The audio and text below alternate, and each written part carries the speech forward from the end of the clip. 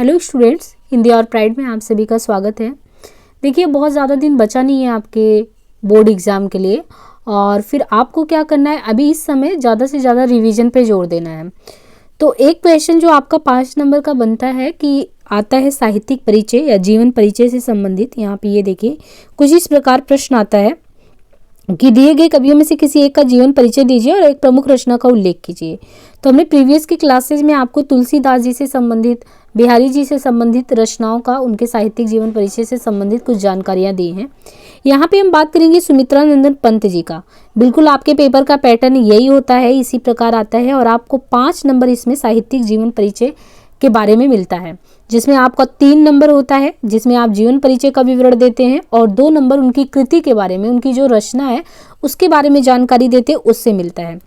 सबसे पहले आप लोग क्या करेंगे कि आज अभी जब एग्ज़ाम का टाइम बहुत नज़दीक है तो आप अपने पास कुछ संक्षिप्त परिचय बार बार याद करने के लिए इस प्रकार लिख लेंगे। अब ये जैसे मान लीजिए हमें सुमित्रानंदन पंत जी के बारे में लिखना है तो हमें कुछ चीज़ें उनके बारे में ज़रूर पता होनी चाहिए, इसके बाद तो बना के लिख लिया जाता है।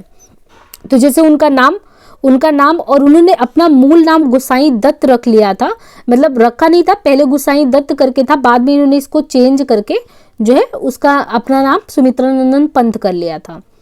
जन्म इनका कहाँ पे हुआ था, इनका जन्म स्थान क्या है, मृत्यु का समय क्या है और पिता का नाम क्या है, गांव का नाम क्या है।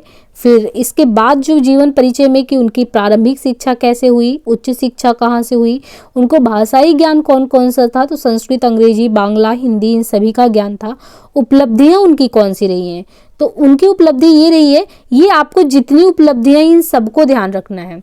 जब आप लास्ट में क्या करते हैं, सबसे पहले जो पूरा आपको लिखना होता है तो जीवन परिचय लिखते हैं। जीवन परिचय के बाद आप आते हैं कि उनका जो है साहित्यिक परिचय लिखते हैं। साहित्यिक में कला पक्ष भी लिखते हैं और भाव पक्ष भी लिखते हैं। तो भाव पक्ष में जैसे प्रकृति के सुकुमार कवि, इन सब चीज़ों को लिखेंगे। कला पक्ष में उन्होंने कौन सी भाषा, कौन सी शैली का प्रयोग किया है, कौन से रस का प्रयोग किया है, ये कुछ चीज़ें आती हैं। इसके बाद आप लिखते हैं लास्ट में साहित्य में स्थान या साहित्यिक उपलब्धियाँ। तो ये जो है इनकी उपलब्धियाँ, इनको जरूर कंठस्थ कर लीजिएगा, क्योंकि पंत जी के बारे में ये बहुत बड़ी बात है कि वो बहुत ही, मतलब अगर देखिए 1950 ईस्वी में ही ऑल इंडिया रेडियो के सलाहकारी पद पे, परामर्शदाता पद पर जो है अपनी नियुक्ति प्राप्त कर लिए थे और लगातार वो जो है उसमें कार्यरत रहे थे। तो 1950 ईस्वी में ऑल इंडिया रेडियो के परामर्शदाता साहित्य अकादमी पुरस्कार भी प्राप्त किए हैं, सोवियत भूमि पुरस्कार भी प्राप्त किए हैं, ज्ञानपीठ पुरस्कार भी मिला है और इनको भारत सरकार की तरफ से पद्म भूषण से भी अलंकृत किया गया है। तो ये उपलब्धियों में डाल देंगे। अब इनके बाद देखिए, आपको इम्पोर्टेंट ये ध्यान रखना कि ये कौन से युग के कवि हैं। तो ये छायावादी हैं। छायावाद की 4 स्तंभों को आप पढ़ते होंगे, उसमें जयशंकर प्रसाद का भी पढ़ते हैं, निराला को भी पढ़ते हैं, तो उसमें एक पंत भी आते हैं, बाकी एक महादेवी वर्मा आती हैं। तो ये जो है कौन सी काव्य धारा से हैं, तो छायावादी काव्य धारा से हैं। शैली कौन सी है, गीतात्मक शैली। साहित्य में फिर योगदान क्या दिया है, तो ये कुछ आपका फॉर्मेट रहने वाला है, मैंने यहाँ पे लिखा है खुद से ही। इस तरीके से आपको लिखना है, साइड में इस तरीके से हांसला खींच देना है और फिर बीच में आपको सुमित्रानंदन पंत आपने ऐसे इस तरीके से हेडिंग किया, फिर जीवन परिचय कर लिया। फिर जीवन परिचय के बाद आप शुरू करेंगे। एक चीज़ हमेशा ध्यान रखिएगा, अगर आपको बहुत अच्छा नंबर गेन करना और अपनी कॉपी को आकर्षित थोड़ा सा कि नंबर थोड़ा ज़्यादा मिले, कम नहीं मिले, तो हमेशा जो पहली लाइन हो ना, बिल्कुल एकदम सामान्य मत लिखिए, थोड़ा सा अच्छा लिखिए। जैसे सुमित्रानंदन पंत जी को एक उपलब्धि ये भी है कि उनको प्रकृति का सुकुमार कवि भी कहा जाता है। तो आप सीधे पंत को ना लिखिए, अपना नंबर बढ़ाना है ना, तो आप उनके बारे में सबसे बड़ी विशेषता लिखिए, है ना। ये चीज़ आपको ध्यान रखना है। जैसे बिहारी के बारे में लिख रहे थे तो हमने उसमें ये बताया कि आपको रीतिकालीन, रीति सिद्ध, अगर आप ऐसे लिखते तो एग्जामिनर को ये पता होगा कि इस बच्चे को कुछ ज़्यादा चीज़ें पता है। तो आप जब भी लिखो, जैसे पंत पे आप लिखने वाले हो तो बिल्कुल सेम टू सेम ये लिख सकते हो, उनको प्रकृति का सुकुमार कवि कहते हैं। तो प्रकृति का सुकुमार एवं कोमल भावनाओं से युक्त कवि कौन है, पंत है। पंत का जन्म कब हुआ, 20 मई 1900 को अल्मोड़ा के कसौनी ग्राम में हुआ था। फिर आ जाइए, इनके पिता का क्या नाम है, तो गंगादत्त। और हमेशा मैं ये कहती हूँ कि जो भी इंपॉर्टेंट है उसके नीचे अंडरलाइन जरूर करिए, नंबर आपको ज़्यादा लेना है। तो इस तरीके से आप हर एक चीज़ को अंडरलाइन करिए ताकि एग्जामिनर को आपको दूर से दिखे कि आपने प्रकृति का सुकुमार कवि लिखा है, फिर कोमल भावनाओं से युक्त लिखा है, फिर इसके बाद इनके बारे में लिखा है कि इनका जन्म कब हुआ एग्जैक्ट, फिर कौन से गाँव में हुआ है ना, ये चीज़ें बिल्कुल बाहर से दिखनी चाहिए वो। फिर पिता का नाम क्या है, गंगादत्त। इन्होंने अपना गोसाई दत्त नाम बदल कर ही सुमित्रा नंदन पंत रख लिया था। इनकी प्रारंभिक शिक्षा की बात करें तो कसौनी में ही इनकी प्रारंभिक शिक्षा हुई, बाद में क्वींस कॉलेज में भी चले गए। फिर 1950 से ये सेवा देते रहे और ऑल इंडिया रेडियो के पद पे कार्यरत रहे। इतना करने के बाद आप परिचय में काफ़ी अट्रैक्टिव जब लिख चुके होते हैं तो आप आ जाइए सीधे साहित्यिक परिचय पे। अब साहित्यिक परिचय में कला पक्ष भी होता है, भाव पक्ष भी, लेकिन आप क्या करिए, अभी सिर्फ साहित्यिक परिचय का इस तरीके से आप हेडलाइन करिए और यहाँ से इस तरीके से कर लीजिए। इसके नीचे आप पहले एक लाइन ये लिख लीजिए कि पंत जो है कौन से युग से हैं, तो आपने ये लिख दिया पंत छायावादी युग के महान कवियों में से एक माने जाते हैं। या आप ये भी कह सकते हैं कि सुमित्रा नंदन पंत को छायावादी स्तंभ के रूप में जाना जाता है, क्योंकि छायावाद में 4 ही लोग हैं टोटल स्तंभ मिला के।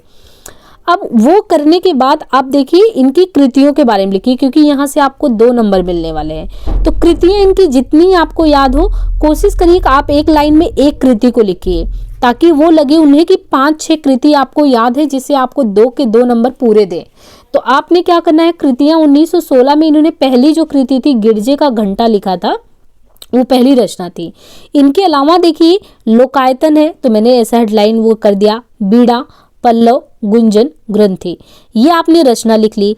अब जैसे पंत जी के बारे में जब आप पढ़ के जा रहे हो, लिखना भी है, तो आप थोड़ा सा उनके बारे में ये देख लो कि लोकायतन ये ग्राम्य जीवन यानी गांव की कहानी है, वीणा जो है वो प्रकृति का सौंदर्य दिखाता है, पल्लव प्रेम प्रकृति सौंदर्य का वर्णन है, और गुंजन में नौका विहार इस संकलन की सबसे अच्छी रचना मानी जाती है, और ग्रंथि जो रचना वो भी प्रकृति प्रेम। तो कुल मिला के ये सुकुमार चितेरे जो कवि हैं प्रकृति के, उनके बारे में जो भी उनकी रचना है उसमें ज़्यादा प्रकृति के ही बारे में है।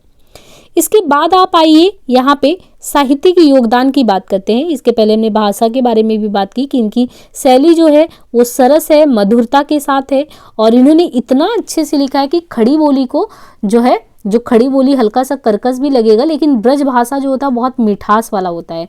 तो खड़ी बोली को ब्रज भाषा जैसी मधुरता देने का काम किया है प्रकृति के चितेरे कवि पंत जी।